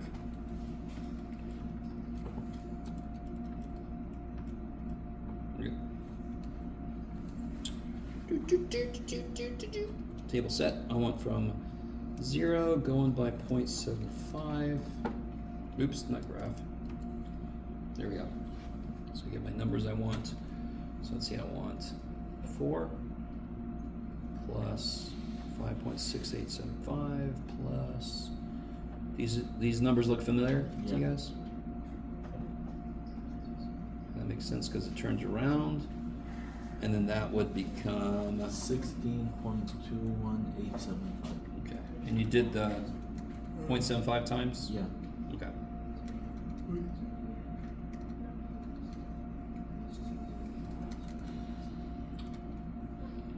You said 16.21875? Yeah. Okay. You didn't divide by 0.75. Or multiply You by. multiply by Yeah. 0.75.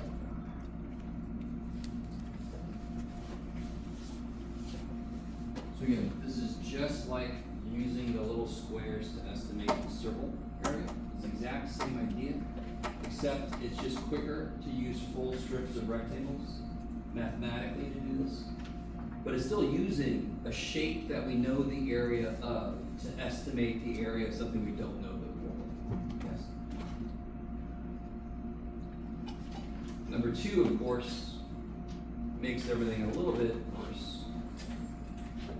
And that only makes sense. We're going to use n rectangles and then crank that up to infinity. Of course, it's going to look worse. So try to set up number 2 as far as you can. Follow these steps. There's only 3 steps really. It's kind of nice. And the funny thing is, this kind of tells you, figure out delta x first. That helps you put together xi, and then you shove that into f. Can you keep the other one with the stuff? Oh yeah, sure. Makes sense. Here you go. Quick reference for everybody.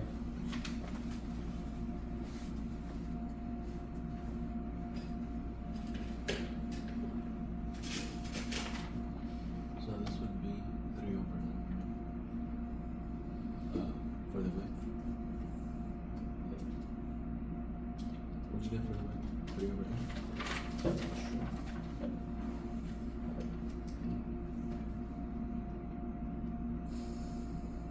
No. How? The width is 3/4 I. Show what? The width is 3/4 I. So it should be 2 plus I of 3/4. So it should be 2 plus 3 plus I.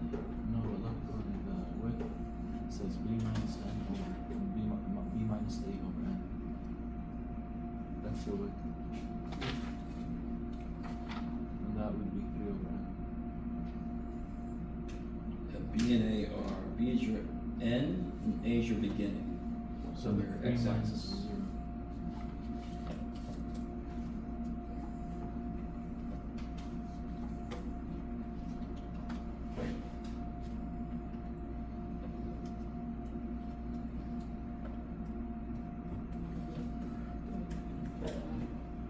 How do you find the f of xi? Xi is 2 plus I over 3 over n.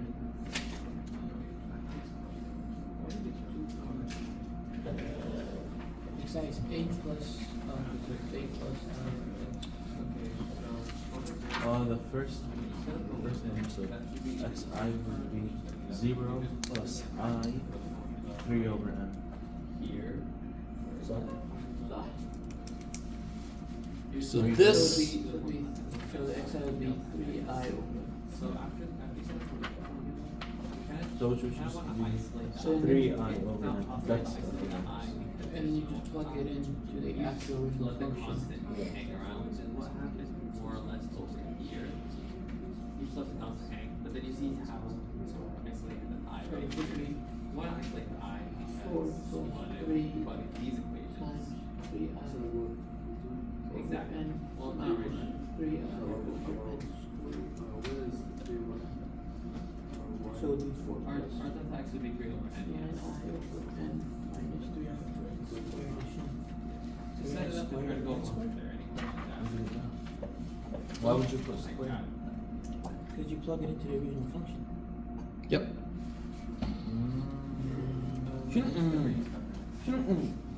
No, I think that was a like a oh. Yeah. Yeah, you plug it into the, once you find the xi, Yeah. right, we plug that into the original, so it'll be 4 plus 3 Oh, 'cause times it's 3i not over over. n minus 3i over n squared. 3i over n squared, would that be 3i squared over n squared? You just square everything. Square 3, square I, square it, right? Because everything is inside the square. So 9i squared over n squared. How are you guys doing? Are you guys getting this? So delta x is 3 over n. xi is always start where you start and you go this many steps.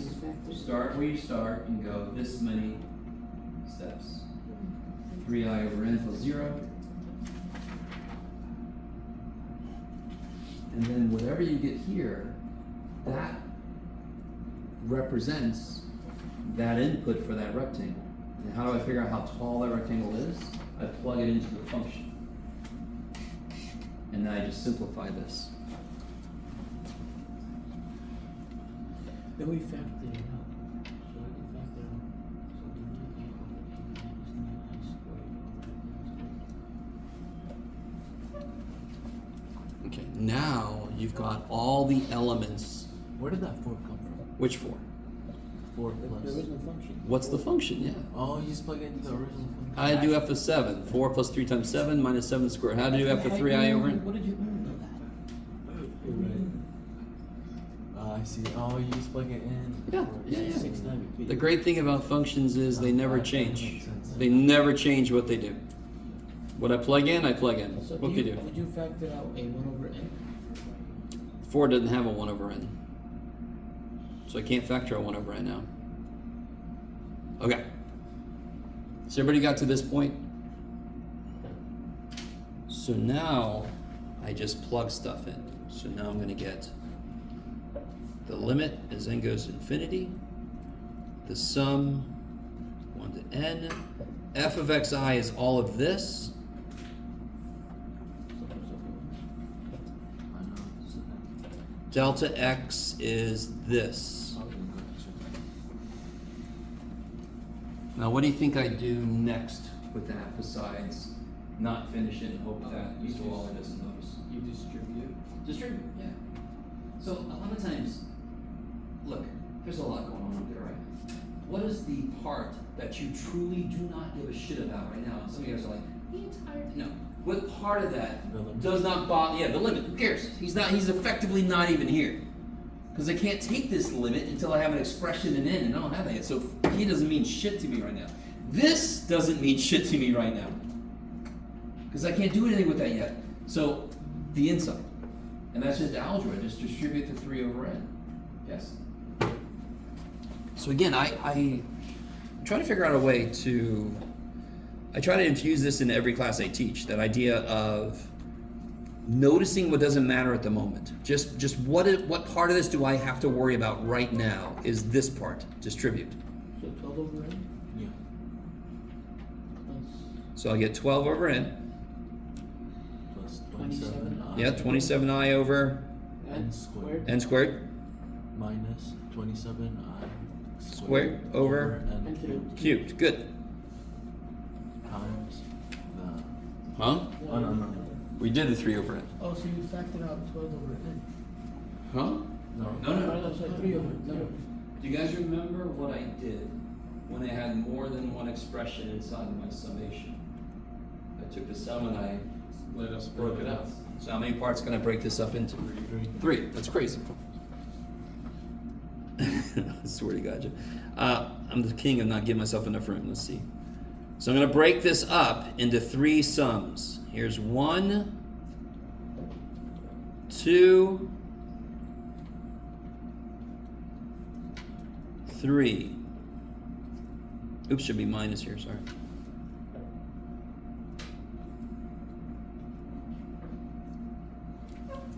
I just took each one and just broke it up into its own little sum.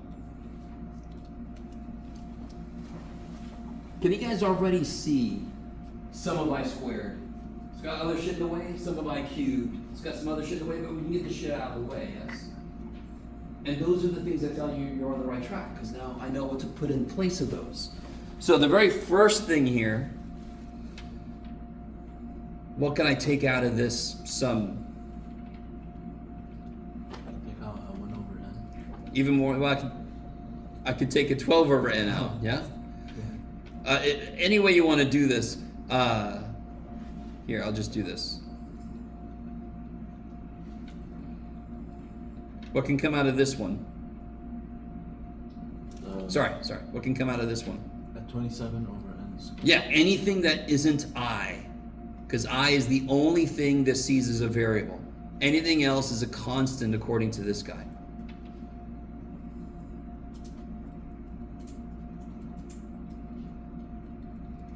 And of course, what comes out of this guy?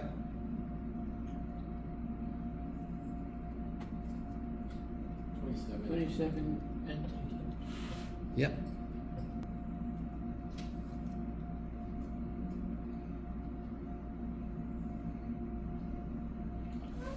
Now, what do I get when I add 1 up n times?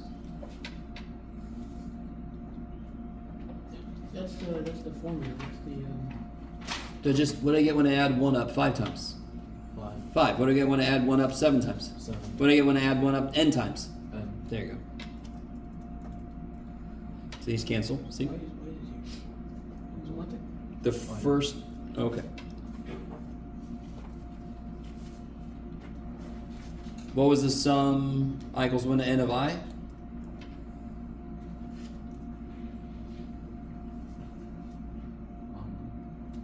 Wait, what did you ask?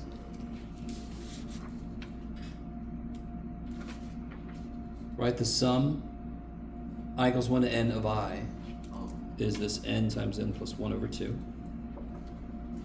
We proved this earlier. This is not magic. This is not, well, shit, this guy just said this shit.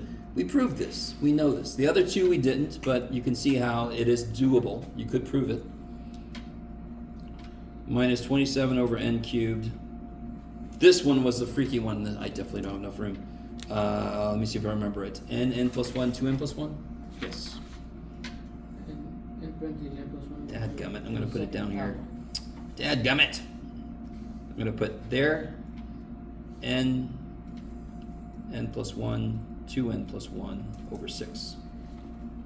So I'm going to do the limit. So, Wait, sorry. go ahead. Were you trying the cube formula there? Sorry. The n plus 1. Let me put this down here also. Yeah, this is I squared, yes? I squared. Oh, the square d. Yeah. So now I'm going to do the limit. What do I get here? What do you get here? What do I get here? 12. Okay. Because it doesn't depend on n anymore. The n's died. So this is 12. What do I get here? 27, or that goes to 1, because it's the same degree on the top and bottom. Now be really careful about this one. The limits. These have the same degree, yes? 1, 2, 3, 3. But what does this go to? What would the leading coefficient be?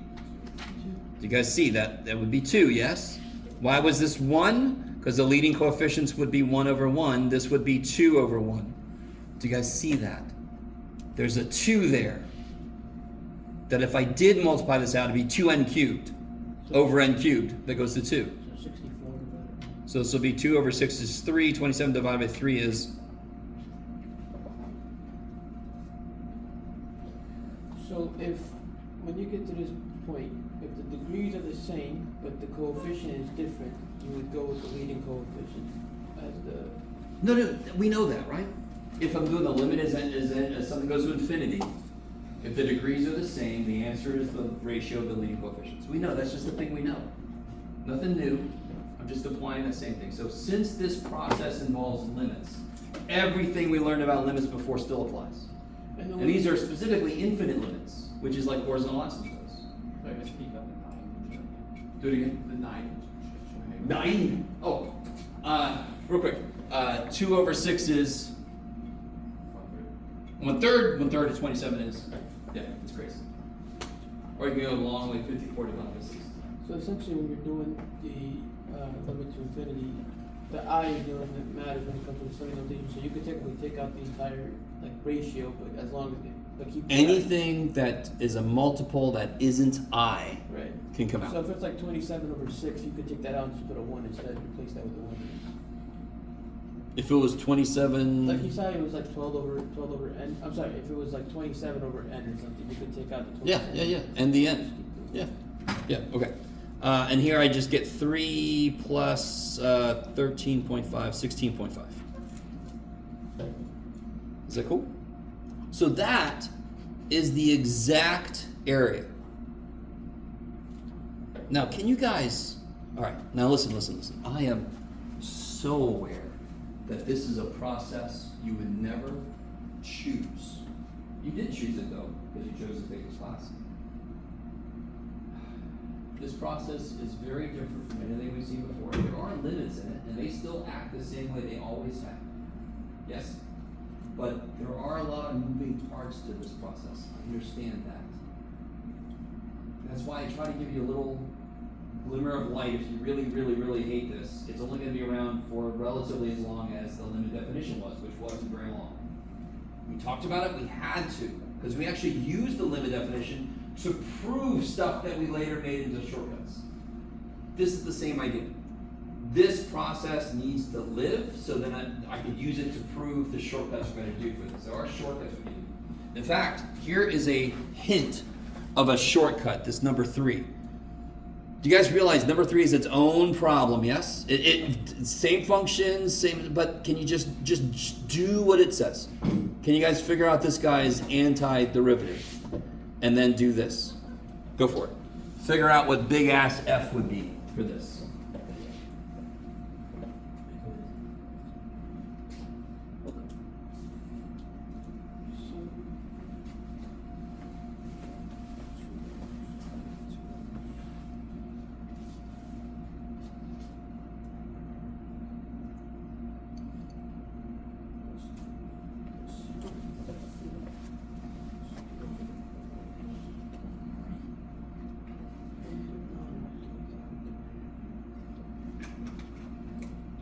Wait, so to find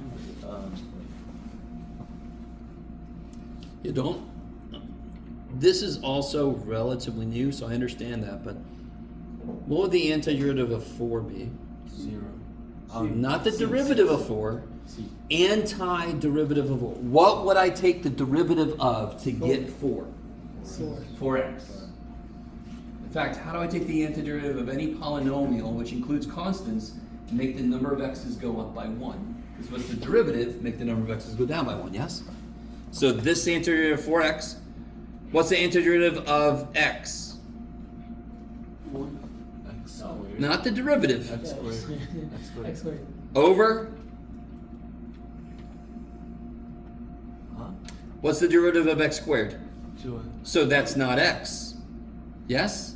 So how do I take the antiderivative of x to the n? X. The power goes up by 1, and I over n. divide by the new power, yes? So what's the antiderivative of x? X squared divided by 2. What's the antiderivative of x squared? The way I do this is you find a new power. What's the new power? And then just divide by it, yes? That's the process for doing that. And then it would be plus c, yes? Is everybody semi with me? What's f of 3? Just plug in 3. Yep. What's f of 3? What's f of 3? 4 times 3? 12. 12. 3 times 3 times 3? Right? 3 squared times 3? 27. 27. Do these numbers look familiar at all? 3 cubed. Yeah. And what's 3 cubed? 27. Divided by 3? 9. Does that look familiar at all? Wow. Okay. Nifty, huh? So, listen. There is, and some of you guys have seen some calculus before, and I hear it, or you've been looking ahead. One of those two things. We haven't proven this yet, but this shows you there is a connection between the antiderivative of a function and its area. We have to prove that before we can use it.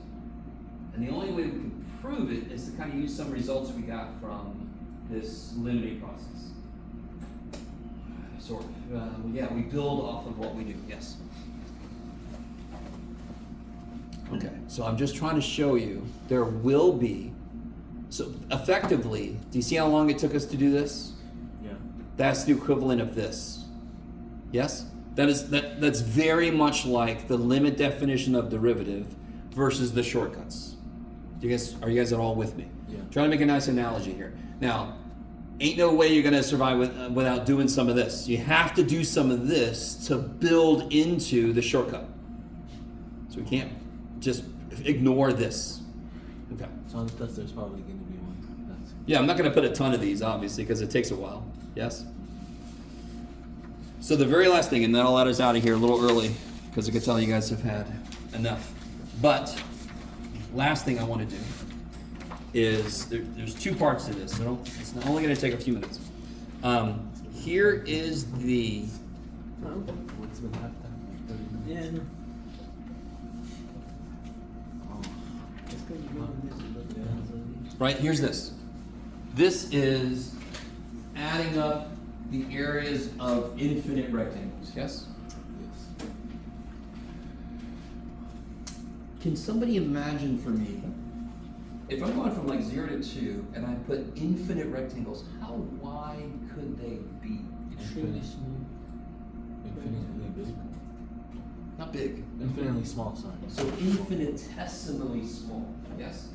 Do you guys remember differentials? This is a small thing, but we went from delta y and delta x to dy dx. Yes.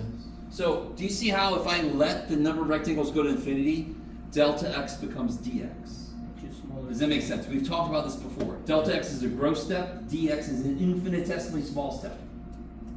So the rectangle width won't be 0, but it will be the next number above 0. Wow. And if you think about what I just said, That's what's the next number above 0? Infinite. Point 0, 0, 0, 0, 0, 0, infinite 0 is 1, maybe is the next number above 0. So it's like, that's an infinitesimal. So this becomes dx. Now this, remember how we chose this was like a left or a right endpoint? If I'm letting the rectangles go to essentially 0 width, does it matter what do I use, left, right, middle, random? It doesn't matter because I'm going to have no choice left at the end.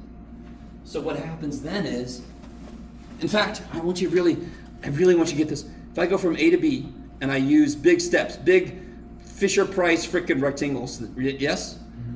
Am I using every input on the x-axis? No. I'm skipping a whole bunch, yes? But if I make this infinitesimally small step, am I skipping any inputs on the? I'm using every input on the x-axis, yes? So this goes from xi to x. I'm using every single frickin' value of x. And this whole thing, look at that. Look at that. What? So here's what we did. This is really silly. I need you to understand. In fact, sorry, you guys have known this symbol since you bought the book or looked at it or whatever. This is so deliciously stupid. They said, oh, look at this. This is an infinite sum. So let's take the letter S and just make it long for infinite. That's literally what this symbol is. So what they did, in place of this, they made it the letter S and they just stretched it. And that kind of to them meant infinite sum. And then I go from A to B. I'm sorry, this may be stupid. Is this the derivative of the limit of? No. This, let me make this really clear. Opposite. This, Oh, so the antiderivative is what I meant. stop. We don't know anything about antiderivatives related to areas yet. This equals this. This symbol, these symbols are the same as these symbols. They mean the same thing, I should say. Notice how this is even a little better, because anywhere here where you can say A and B, they're hidden here, right? Because that's from B minus A over N. So if I'm going from A to B, these symbols actually tell me where I'm going from to, which is nice. So this one thing took the place of all this shit, infinite sum, so just a big S. Delta x became dx, and instead of using specific x's, I use every damn one from A to B. Wow. Yes? Okay. So when I ask you, if I said, find this, can somebody tell me what that means? Find The area under the curve of x from 1 to 2. There you go. Or find. Yeah, find the area between x and the x-axis from 1 to 2. Yes? The exact area. Don't estimate it. Yeah. I love it. I love it. So watch this. Last thing. I told you there was 2 steps. This is 1 step. Yes, I counted that as 1 step. Earlier we did, let me see if I can find my work here. What did we just get? We got 16.5, yes? For this problem we just did? I don't know where I put my work. We got 16.5, yes? yeah. And it was really not that far away from our estimate. The estimate's pretty bad, but we only used 4 rectangles. So in that case, it's actually really good. 4 rectangles and we got that close. That's pretty good. You guys with me? Sort of? So here's how to do this problem in your calculator entirely. Very quickly. If you want to play along, go ahead and put this function into your calculator, yes? Go ahead and put that function in. I will never allow you to get the answer for the calculator that axes work. I have had people say on the test, I pushed this button and this button and this button and I got this. I'm like, that's great, minus everything. What the shit? So, but the great thing is, if you have to do a problem, you can check your work easily. So has everybody got that put in there that wants to play along? If you hit second trace to go to calc, second trace to go to calc. So this is everything that it could do. It can calculate all of this stuff graphically. Which thing up there looks like what we just talked about? Number 7. So if you do number 7, you get to tell it, it'll graph it. Depending on what your window's like, you might want to hit zoom 6 to make your window normal. And then you can tell it, where do we go from to? 0 to 3? I'm going to hit 0, 3, and now watch what it does. This kicks so much ass. Well, how'd you do Huh? that? Wait, how'd you I'll do it again. Second calc, number 7. Oh, let me do this something. Yeah. Hold on. Let me do something. Nope. Let me force it to clear that. Okay. Let me do it again. Here we go. Second trace to go to calc. Number 7. And then I input. It says lower limit. It says lower limit 0. Upper limit 3. And then it shows the area, and then what is that the answer we got before? Yes. It effectively does the Riemann sums. And it doesn't use an infinite number of rectangles, but and again, this is another thing they wouldn't tell me about, because they thought I was a spy from another calculator company. Is that nice, guys? So anytime you have to get the area, you can get the exact area in your calculator. Now, even if you have to approximate it, this is good to know. It should be close to this number. If it's going to be a decent estimate. If you're not using 2 big ass rectangles, if you're using 6 rectangles, it should be decent. It should be close to this number. Okay. All right, that's plain. All right. We'll continue with this tomorrow. By the way, we'll talk about it tomorrow more, but I want to have a quiz this week. At least one. So we'll talk about it tomorrow. The first quiz might be Wednesday, but I'll let you know for sure tomorrow. I'll shoot for Wednesday and Thursday. Two questions, one test left in the final. Yes. What section? I don't know yet. I'll figure it out. We'll say tomorrow. So, Oh yeah, the finals. The finals on the 4 days.